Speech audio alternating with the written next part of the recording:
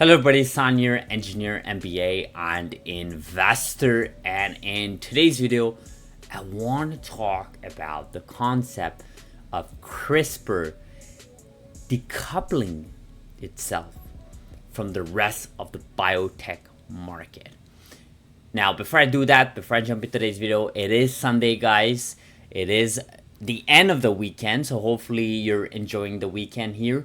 I'm not sure if I'm going to be able to do all these videos on a daily or every 2 days as I'm back to my day job, but please do note I'll try my best. I do have a couple of travel plans here. I have to go to the west of Canada in 2 days. I got to go there for a couple of days towards the end, till the end of the week. So again, try my best here to give you guys information and so on, especially during these times where this bull market has started for CRISPR and a lot of things are happening, a lot of news are coming out. There's a lot of attention being put on CRISPR companies and just the landscape. In fact, yesterday's video got 300 views in 24 hours. That has never happened since the 2021 days. I remember those days where we would get like 200, 300, 400 views in 24 hours. That has not happened since then. So clearly something's brewing up, cooking up. I can see that from the data, just from my own YouTube channel, but of course, with everything I'm seeing on, on legacy media, on podcast episodes, I talked about it here in this video, where there's like different podcasters talking about CRISPR. It's becoming slowly starting to become mainstream. Again, we're so early, very early, but starting to slowly become mainstream, right? So, and speaking of early, speaking of, all this attention being put, there's a thought process that came up this morning, and I was thinking about this, and it's been something in my mind in a while, is, CRISPR was kind of a victim of the pandemic, post-pandemic, and pandemic itself, right? It ran up with companies like Moderna, with other big pharma companies, with any biotech company, genomics companies, Teladoc. And that was all in 2021. It ran up, obviously then crashed big time with every other company in the biotech space, in the genomic space. And we've kind of been in this longest bear market in the biotech space. And that has been, 4 years now? Now, what I would like to make as a statement here in this video is I think CRISPR is decoupling itself from the biotech space. I think just like Tesla did with legacy autos, just like Bitcoin did with cryptos, CRISPR companies are kind of decoupling itself from a sector that we thought would have to move all in sync. And I think that's what a sector does, right? When a sector is up, basically most companies in that sector, that particular sector, are up as well. Now, some may be up 6%, some may be up 0.5%, some may be up 1%. But generally, the trend is they all are in sync. And that's the whole point of a sector, of a vertical. However, I think revolutionary companies get decoupled from their own sector. So Tesla is one. Amazon could be another one, if you kind of think about it. You take a look at NVIDIA, okay? Their sector was this hardware business. Now, did every company in this sector, now obviously no companies like NVIDIA, that's not the point I'm trying to make, is did every company in that sector get that same type of result? No, right? And the reason why is because NVIDIA decoupled itself many years ago, actually, well before the ChatGPT moment, the whole AI movement, right? And you do the same thing with Tesla, right? Tesla has decoupled itself from legacy autos, and for a good reason, right? Because what they're doing, what they're kind of producing, their plans, the roadmap, and everything that they're working on, their reinvestment in certain businesses.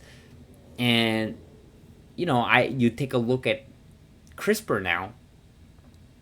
You took a look at what happened with Sarepta Therapeutics. I think that's how it's pronounced. a couple of days ago. I think 2 days ago. Actually, I should probably make a video on this. We should probably make a specific video, or just let's use a AI here. Sarepta Therapeutics. So what happened is basically this company had an FDA program approved, and basically they had those approved commercial. It was ongoing as of last year and end of last year. And then what happened is basically another program they were working on to get it potential approved guy got a sudden death. And just before that, few days or few weeks before that, the company kind of announced that they were just a few days actually. They announced they were doing a restructuring, bunch of layoffs, focus on certain program. But then just a couple of days after, so obviously just yesterday was it, or not yesterday, sorry, it was on Friday or Thursday evening, I think. There was a third death was reported, and then what the FDA put a hold on it, everything was halted, everything was kind of stalled, and basically the FDA is now even looking to halting, seriously investigating their other program, which is FDA approved. And now the reason why I'm talking about this is not to go deep into this and kind of unveil what happened there. Is it fair? Is it unfair? That's not even the point. The point here is that this company got decimated yesterday, Friday, and yet CRISPR companies were up 4%, 5%. I mean, CRISPR Therapeutics was up 18% after that insider buy news that we covered in this channel. So that kind of shows you the decoupling happening. This company is a biotech company. It is in the genomic space. It is a biotech space. If this had happened 2-3 years ago, I guarantee you CRISPR companies would be down on the same day. It may not be down more than 1%, 2%. It might have been very minimal, but it would still have been down. Yet, it's almost like this news had nothing to impact CRISPR companies.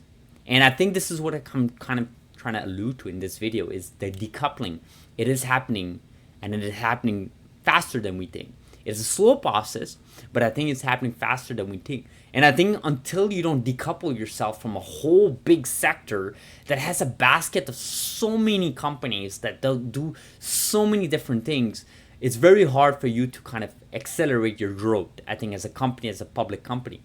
And I think the same could be if Tesla never decoupled itself from legacy autos. Tesla would have never been worth $1 trillion market cap like they are today. You know, you take a look at other companies like Amazon, or you look at Google, Alphabet, or you look at Microsoft, what Microsoft was able to do many, many years ago. And I think this is kind of what the point I'm trying to make here in this video, is that CRISPR is kind of decoupling itself slowly but surely. We are in a bull market. I mentioned it a couple of weeks ago. I got a couple of pushback from some YouTube commenters saying, oh, I called it too early, I was jinxed it. But actually, you know, in reality, CRISPR Therapeutics is up over 120% since its lows in April this year. And TLA is up over 70% since its lows this year. Beam Therapeutics up over almost 50%. And you can go down the list. Prime Medicine is up like 120% since June. And that June event was obviously what happened. A negative press release was laid out. And obviously Dr. Luke went in to buy 40-ish thousand worth of shares. And he actually basically doubled that money in less than a month. He bought it in 23 June, if I remember, 23rd June.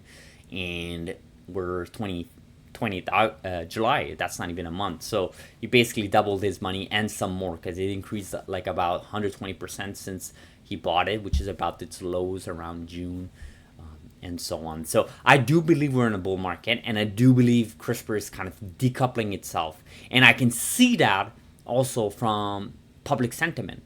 I can see that with how companies are talking about CRISPR, how podcasters are talking about CRISPR, the hype I'm seeing on YouTube videos, on X, on Reddit.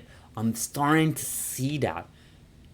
Now, that's what's crazy about this, because in 2021, it wasn't decoupled, and you had hype all over the place. I remember there was a podcast episode, I still remember, that I don't remember on what platform and so on, but there was an episode I listened in 2021 where someone bundled Moderna with a CRISPR topic in the same episode. Literally, they spoke about Moderna for like, it was a 1 hour episode, give or take, for 40 minutes, and for the next 20 minutes, they talked about how CRISPR would also change the world. So basically, they kind of bundled Moderna, which obviously everybody in this channel knows what Moderna is, obviously after the pandemic, or during the pandemic rather, and CRISPR in the same exact episode. And that's how you don't decouple CRISPR from biotech.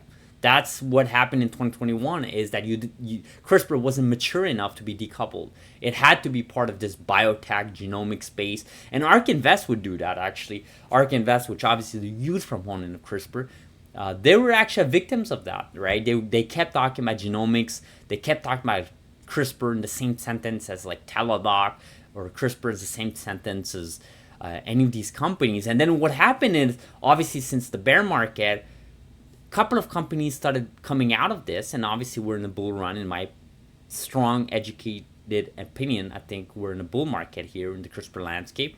Yet there's a bunch of genomics companies that are nowhere near those numbers of positive growth since their lows. And the reason why is, like I said, CRISPR and other companies. I don't want to say that CRISPR is the only company sector in the biotech sector that's having this bull market. There are other companies too.